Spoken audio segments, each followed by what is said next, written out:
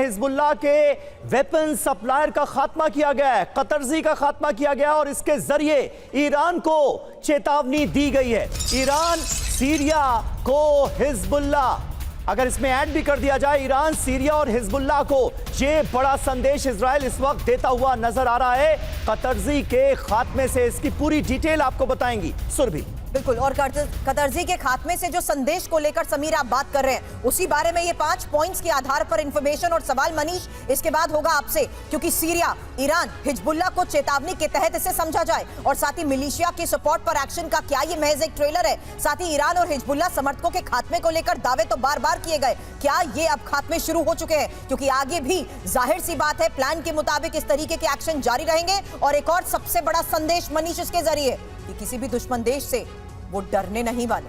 मनीष, देखिए, सबसे बड़ी बात यह है कि सीरिया वो मुल्क है जहां पर जिसका मन होता है वो हमला कर देता है, जिसका मन होता है वो एयर स्ट्राइक करता है, जिसका मन होता है वहां पर मौजूद किसी भी कमांडर को या किसी भी खास व्यक्ति को वो मार देता है। आज की तारीख में आप देखें तो सीरिया में रूस मौजूद है, अमेरिका मौजूद है, इजराइल की तरफ से लगातार हमले हो रहे हैं, इराक, ईरान के अलग अलग गुट या उनके अनऑफिशियल और स्टेट एक्टर्स मौजूद हैं और तमाम आतंकी संगठन मौजूद हैं। वैसी स्थिति में इजराइल की तरफ से प्रेसिडेंट अल असद के करीबी व्यापारी की हत्या के पीछे पर्पस यह है कि उन्हें लगता है कि इस तरह की फंडिंग से इजराइल विरोधियों को बहुत फायदा हो रहा है, लेकिन इसलिए वो लगातार ऐसा एक्शन कर रहे हैं। हालांकि सीरिया ने चेतावनी दी है इजराइल को कि अगर इजराइल बाज नहीं आया तो सीरिया सीधे उसके खिलाफ जंग में उतरेगा। और हमें यह भूलना नहीं चाहिए कि सीरिया को हिजबुल्लाह ने कितनी मदद की थी। ऐसे में हिजबुल्लाह की मदद के लिए सीरिया जरूर आगे आएगा। बिल्कुल बिल्कुल, लेकिन राठौड़ साहब ये जरा बताइए कि ईरान के प्रॉक्सी हिजबुल्लाह का हम लगातार जिक्र कर रहे हैं,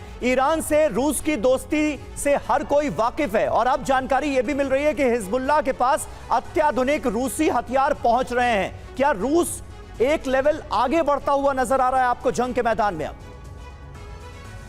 इजराइल का जो सबसे बड़ी चिंता का विषय यही है कि हिजबुल्लाह हमास के मुकाबले बहुत ज़्यादा आर्म्ड है। बिल्कुल, कोई 1.5 लाख से ज़्यादा मिसाइल्स उसके पास हैं और उसके पास गाइडेंस के बड़े सोफिस्टिकेटेड मिसाइल्स हैं। वही हाल ड्रोन्स का है। तो यहाँ पर क्या हिजबुल्लाह की रणनीति है? वो जो नॉर्मल हथियार हैं, जो मिसाइल्स हैं, उनके साथ सोफिस्टिकेटेड मिसाइल्स और ड्रोन को फायर करता है तो आयरन डोम जो है वो सैचुरेट हो जाता है और इजराइल अपने टारगेट्स बचा नहीं पाता। लेकिन समीर, यहाँ एक चीज़ और जानने वाली है कि इजराइल और लेबनान के बीच में यूएन फोर्स आज भी डिप्लॉयड है। आप कभी सुमित से पूछिएगा, वहाँ यूनाइटेड नेशंस की यूनिफिल फोर्स आज भी है। और 15 साल तक इजराइल ने लतानी रिवर के ऊपर कब्जा करके रखा था जो साउथ लेबनान में है जी। तो वही चीज़ जो ये कह रहे थे सुमित, वो चाहते हैं कि एक जोन बनाएं ताकि जो उनके लोकल रॉकेट्स हैं वो रॉकेट्स के लॉन्च पैड को डिनाई किया जा सके। इस बारे में सुमित से बात करेंगे, लेकिन क्योंकि आपने शुरुआत में वेपन्स की बात की है, आपने हालांकि हिजबुल्लाह के हथियारों का यहाँ पर जिक्र किया है, लेकिन इजराइल के हथियारों के बारे में भी, उनकी खासियत के बारे में भी इंफॉर्मेशन उस आधार पर रखेंगे, क्योंकि इजराइल फिलहाल हथियारों को लेकर जिस तरीके से बड़े दावे कर रहा है, उसमें खबर यह है जहां इजराइल कह रहा है कि अभी सिर्फ 20% वेपन ही इस्तेमाल हुए हैं। अब नसरल्लाह और हिजबुल्लाह के लिए वेपन्स को रिजर्व रखने का दावा समीर किया जा रहा है।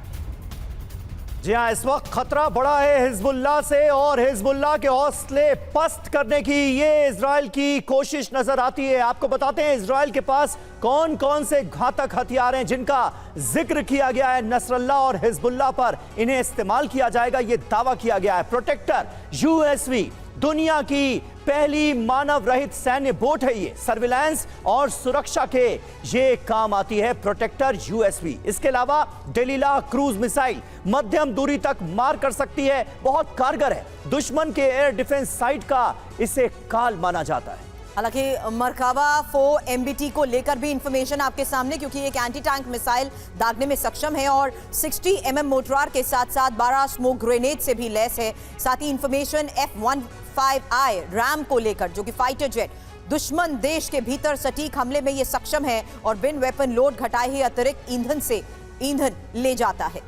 जी हाँ, इसके अलावा arrow 3 ABM missile defence system सबसे ताकतवर मिसाइल डिफेंस सिस्टम में से एक इसे माना जाता है। 30 सेकंड में 5 बैलिस्टिक मिसाइल अटैक ये नाकाम कर सकता है, ये मादा है इसका। इसके अलावा बराक 8 सैम मिसाइल जमीन से हवा में मार करती है। कुल 2 वर्जन्स इसके मौजूद हैं। लॉन्चिंग के लिए 8 सेल और वॉरशिप पर इसे तैनात किया जाता है। ये तो बात हुई ताकत की, लेकिन कमी क्या है ये भी तो हम अपने दर्शकों के सामने रखें। इसलिए भी क्योंकि इजराइल जिस तरीके से अलग अलग फ्रंट पर इस वक्त मुकाबला कर रहा है, उसके तहत ये खबर बड़ी है क्योंकि इजराइल ने भी अब कबूल कर लिया है कि टैंक की कमी है।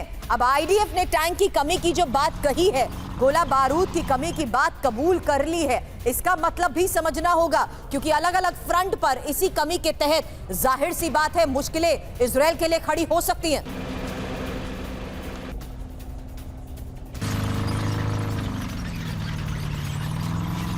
मनीष, इजराइल भले ही ये बात खुद कबूल कर चुका है कि वो एक नहीं बल्कि 7 अलग अलग फ्रंट पर मुकाबला कर रहा है। मैंने 7 इसलिए कहा क्योंकि आप जानते हैं मिडिल ईस्ट में ईरान कितना बड़ा बैकअप बना हुआ है अलग अलग प्रॉक्सी के लिए। अब इजराइल की ये बात कबूल करना क्या मतलब समझा जाए कमी के तहत? देखिए, सबसे बड़ी बात है कि अगर इजराइल ये कह रहा है कि उनके पास आज भी अकूत मात्रा में हथियार है, तो अभी थोड़े दिन पहले इजराइल के प्रधानमंत्री बेंजामिन नेतन्याहू जिस तरह से प्रेसिडेंट बाइडेन को कोस रहे थे कि बाइडेन ने जानबूझकर हथियार की सप्लाई में देरी की जिसकी वजह से उनका ऑपरेशन प्रभावित हुआ, फिर उसका क्या हुआ? अभी थोड़े ही दिन पहले इजराइल के रक्षा मंत्री गए अमेरिका में, वहां से जल्दी से हथियारों को भेजने की गुहार लगाई। नेतन्याहू वाशिंगटन जाने वाले हैं। वहीं दूसरी तरफ अगर आप देखें तो इजराइल गाजा में अलग अलग अनकन्वेंशनल या फिर बैंड वेपन का इस्तेमाल भी कर रहा है। इस तरह के भी आरोप लग रहे हैं उस पर। देखिए, इजराइल का ओवर कॉन्फिडेंस ही था जिसकी वजह से 7 अक्टूबर को हमास ने भीषण नरसंहार किया था। एक बार फिर इजराइल उसी ओवर कॉन्फिडेंस के चक्कर में आ रहा है जहां पर वो हिजबुल्लाह को कम करने की गलती कर रहा है। हिजबुल्लाह एक mid size non official army की तरह है।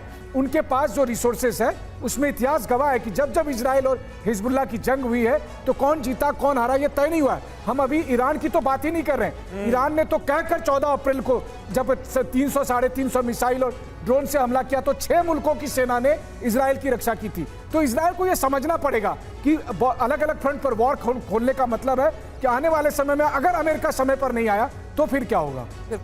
बिल्कुल, ये बहुत इंपॉर्टेंट बात आपने कही मनीष की। हिजबुल्लाह का सामना करना ठीक वैसा ही है जैसे किसी देश की आर्मी का सामना करना।